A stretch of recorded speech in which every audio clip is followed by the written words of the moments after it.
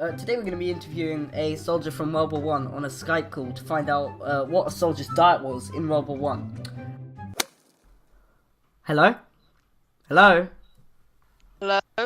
We're having troubles on the line. Hello? Oh, hello Mr Dewitt, thanks for coming to the call today. This won't take much of your time, but I'm going to be interviewing you for a few minutes on what a soldier's diet was in World War One. So firstly, what was a soldier's diet? Well, when I first started fighting on the front line in the Great War, I had a reasonable ration of food. I was told that we were lucky because a lot of the food was being shipped to US soldiers. Although we weren't allowed much more food, we just got over 1 pound of beef or bully beef, canned corned beef at the same amount of bread, and 8 ounces of vegetables per day. We were provided with 2 meals. The bulk of our meals was beef, bread and biscuits. Oh, it's quite a splendid time at the start of the war. At the start of the war? Oh yes, towards the end of the war we only got 6 pounds of meat per week. That is if we weren't fighting on the front line. Some soldiers lived off even less than that. It wasn't the best. I preferred the food at the start of the war, but as the war dragged on, I didn't find it so satisfying. Also, by the time the food reached the front line, it was cold and lumpy. Sounds terrible. Who actually cooked the food in the war? The catering staff cooked the food. They put the food in cooking pots, petrol cans or old jam jars and carried it up the communication trenches in straw boxes.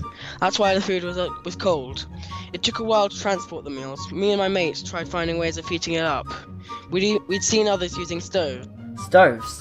Yes, when the fuel could be sustained, many tried to reheat the food or brewing tea. It's extremely cold in the trenches. Most of the time, it could get to minus 15 degrees in the trenches I was in. It was almost impossible to survive without occasional hot cup of tea in the winter.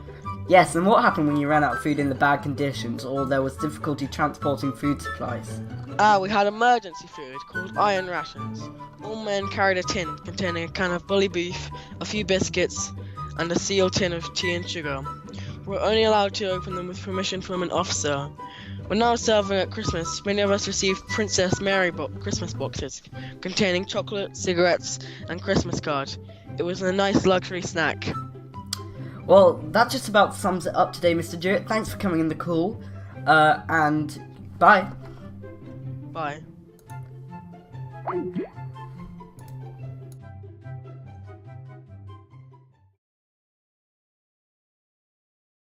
I was told that we were lucky.